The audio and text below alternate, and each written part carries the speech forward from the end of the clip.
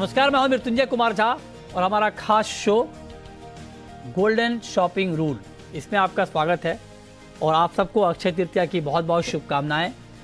अक्षय तृतीया के खास मौके पर हम आपको बताने जा रहे हैं कि इस अक्षय तृतीया पर आपके लिए गोल्ड खरीद का गोल्डन शॉपिंग रूल होना क्या चाहिए, क्योंकि अक्षय तृतीया पर गोल्ड खरीदना शुभ माना जाता है, ये हम सब जानते हैं। लेकिन कैसे आप इसकी प्लानिंग कर सकते हैं, आपको गोल्ड खरीदारी में क्या खरीदना चाहिए और कैसे आप सही शॉपिंग कर सकते हैं। अगर आप ज्वेलरी खरीदने जा रहे हैं तो ज्वेलरी की पहचान आप कैसे कर सकते हैं, गोल्ड की प्योरिटी आप कैसे परख सकते हैं, और अगर आपका मकसद इन्वेस्टमेंट के पॉइंट ऑफ व्यू से गोल्ड खरीदना है तब आपको क्या खरीदना चाहिए, इसी पर हम बात करेंगे। और बातचीत के लिए हमारे साथ मेहमानों का एक खास पैनल इस वक्त जुड़ रहा है। हमारे साथ हैं कुमार जैन साहब, उमेदमल त्रिलोकचंद झवेरी के। हमारे साथ सौरभ गाडगिल हैं पीएनजी ज्वेलर्स के। हमारे साथ भार्गव वैद्य हैं बीएन वैद्य एंड एसोसिएट्स के। आप सभी का बहुत बहुत स्वागत है। और चर्चा की शुरुआत जैन साहब आपके साथ, आप ज्वेलर हैं, आप तो इतने बिजी रहेंगे अक्षय तृतीया पर कि मतलब आपसे बात करना मुश्किल है अक्षय तृतीया के दिन, इतना कल व्यस्त रहेंगे आप। तो आप जरा बताएं कि पहले तो ये बताएं कि क्या उम्मीद कर रहे हैं इस अक्षय तृतीया पर आप लोग। मैं हमारी उम्मीद को इन दो शब्दों में पेश करता हूं कि सोने की आएगी बहार।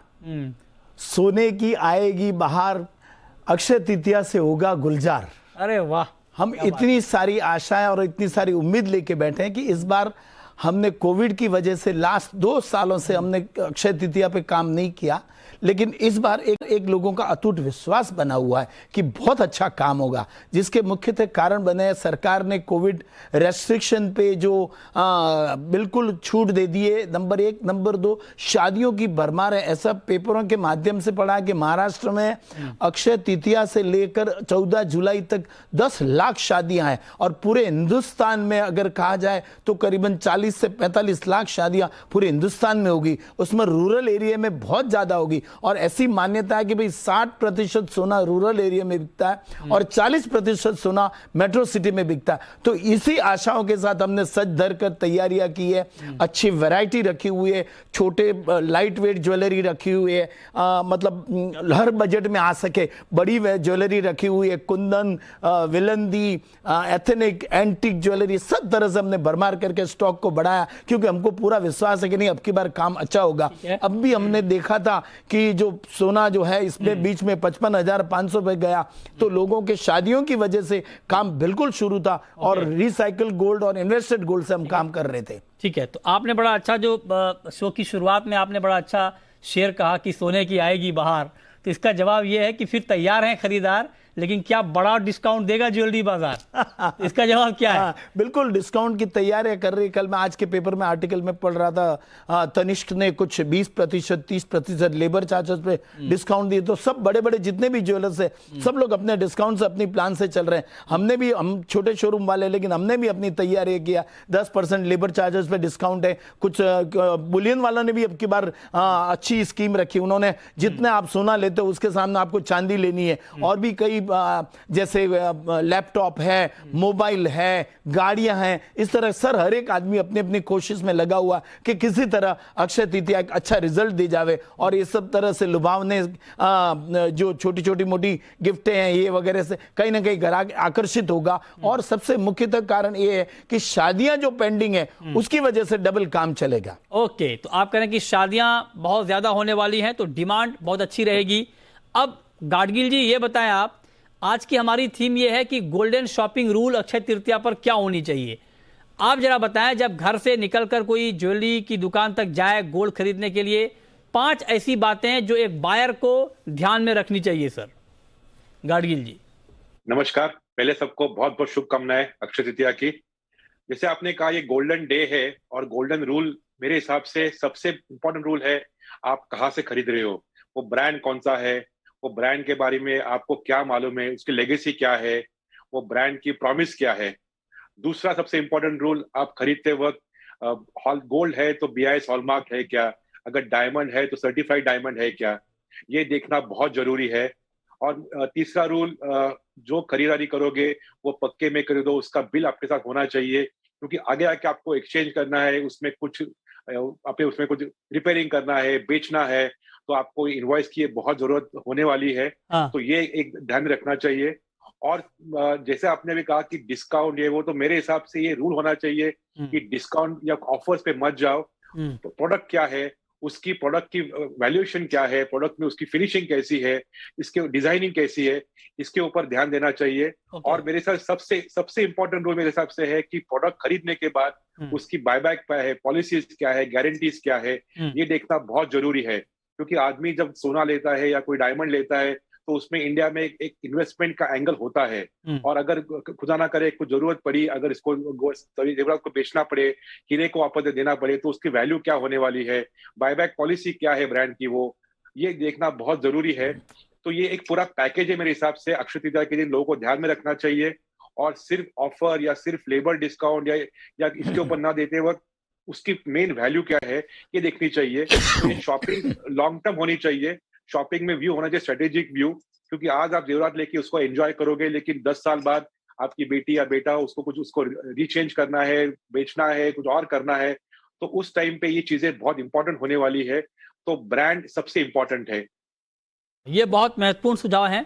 जब आप अक्षय तृतीया पर घर से निकलते हैं गोल्ड खरीदने के लिए, तो आपको इन बातों का ख्याल रखना चाहिए। लेकिन भार्गव वैद्य जी, अब हम ये बात कर रहे हैं कि 5 हमने तरीके ढूंढे हैं जिसके जरिए आप गोल्ड खरीद सकते हैं। पहला तो गोल्ड ज्वेलरी, जिसकी बात अभी हम लोग कर रहे हैं।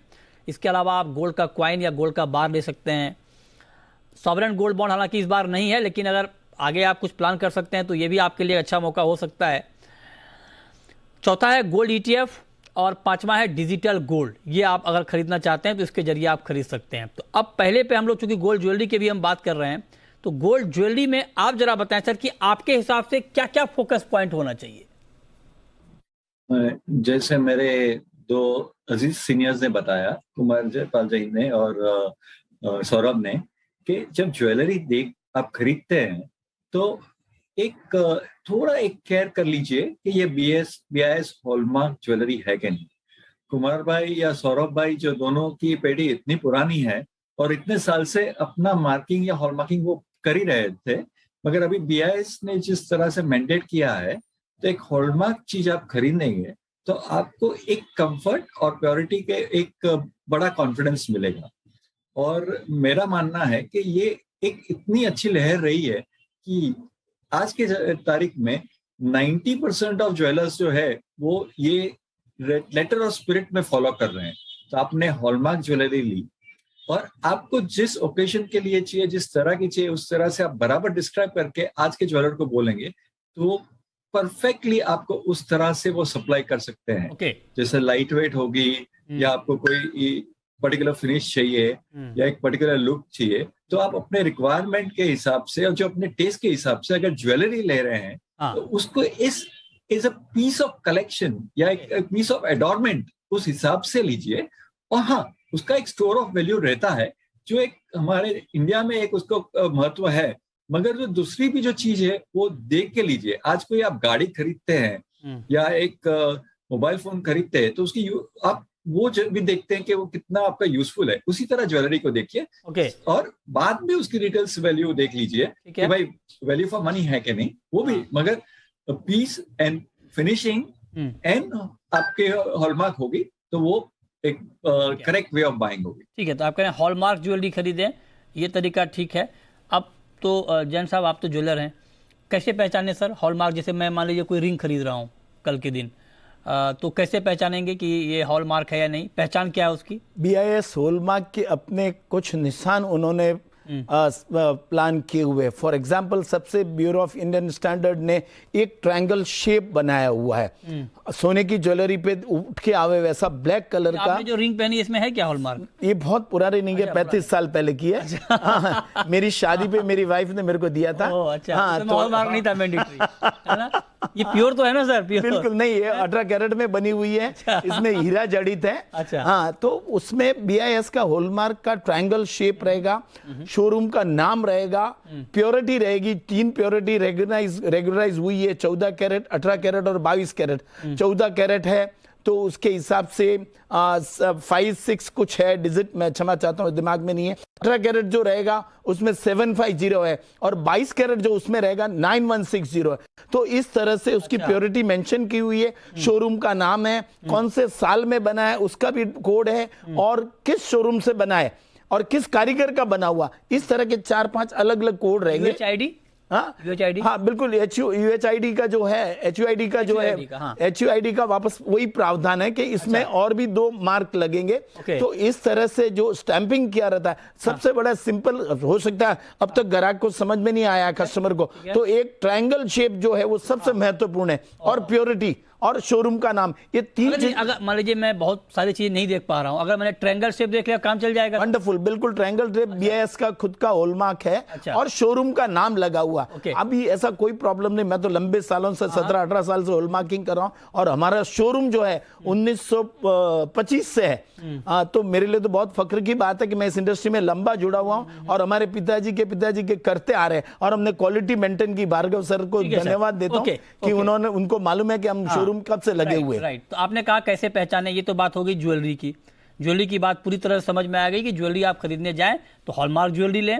हॉलमार्क कैसे पहचाने, ये सर ने आपको बता दिया। हाँ, मेकिंग चार्ज पर आप बार्गेन कर सकते हैं ज्वेलर से, है ना? कितना सा रखते हैं आप लोग? वो मतलब ऑलमोस्ट ऑन एवरेज जो रहता है मेकिंग चार्जेस 10% समझ के चलो।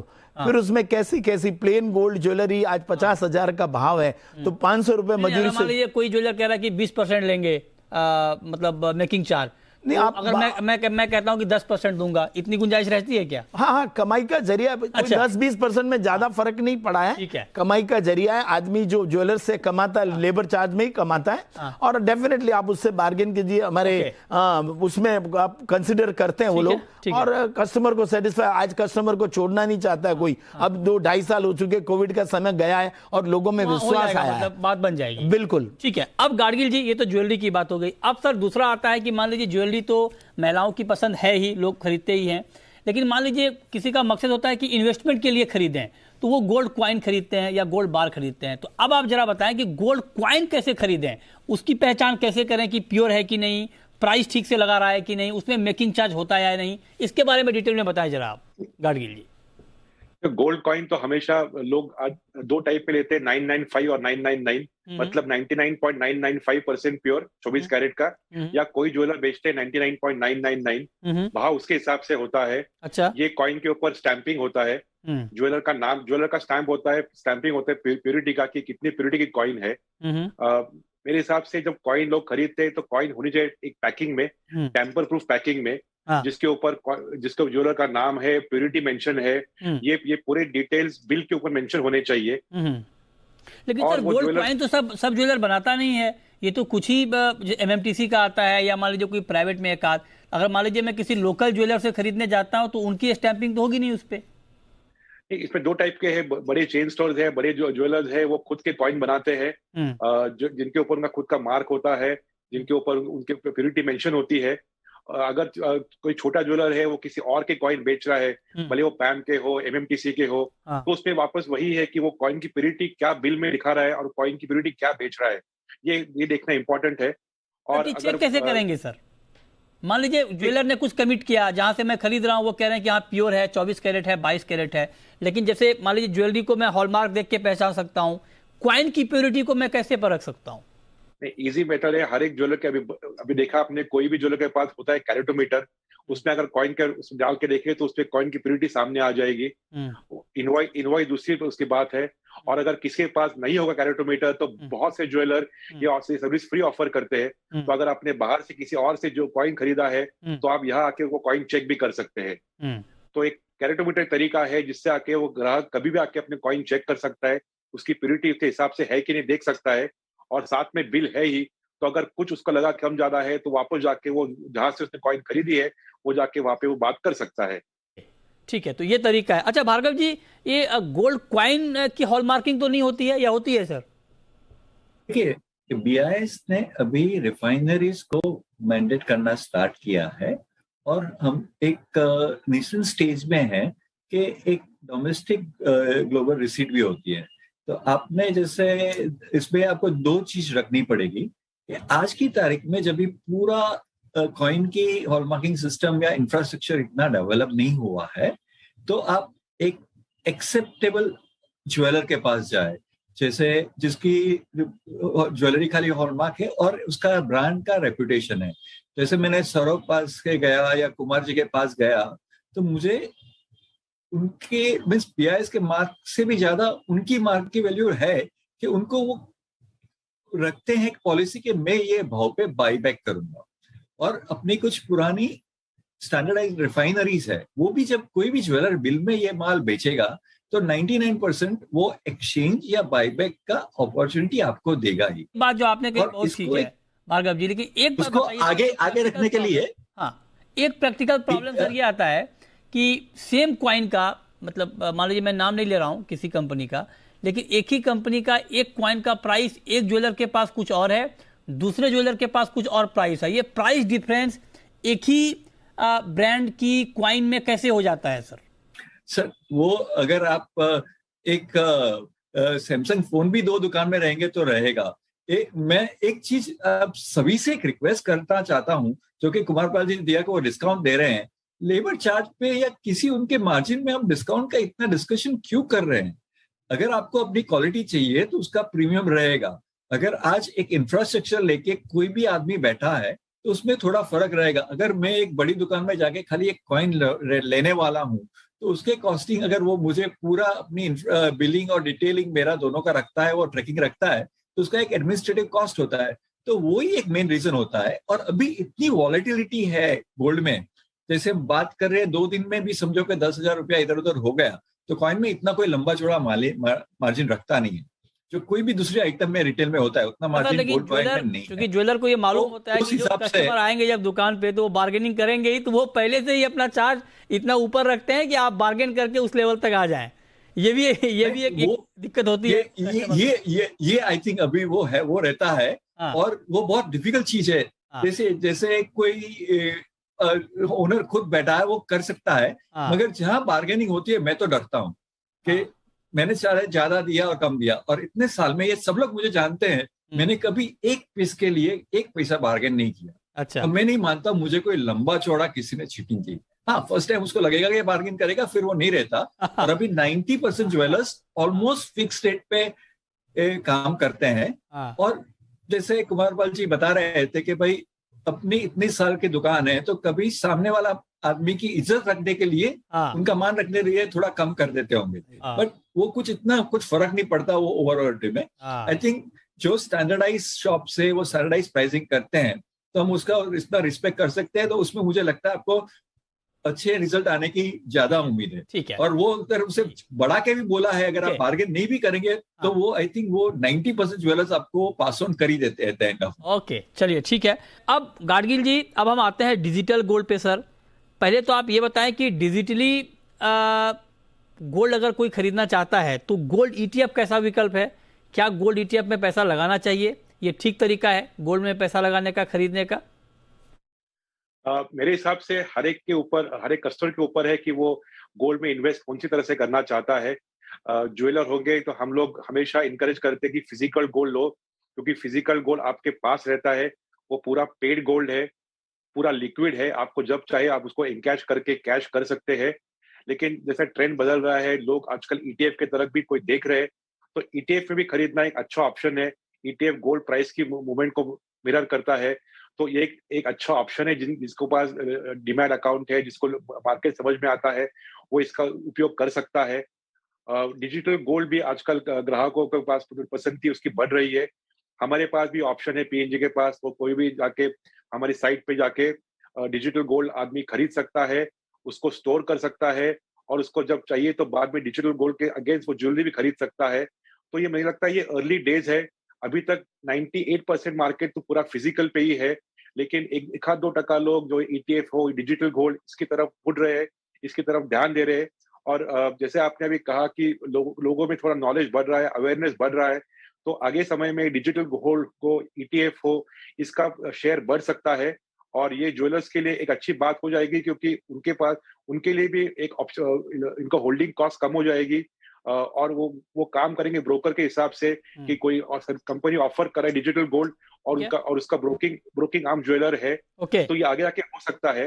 लेकिन आज के समय मार्केट पूरा फिजिकल पे ही है, लेकिन डिजिटल गोल्ड का ऑप्शन हमारे पास है और मुझे लगता है सब बड़े ज्वेलरी चेन के पास ऑप्शन डिजिटल गोल्ड का भी है। और ईटीएफ तो सबको मालूम है कि ईटीएफ जाके वो कोई भी म्यूचुअल फंड कोई बैंक से आके ईटीएफ खरीद सकते हैं।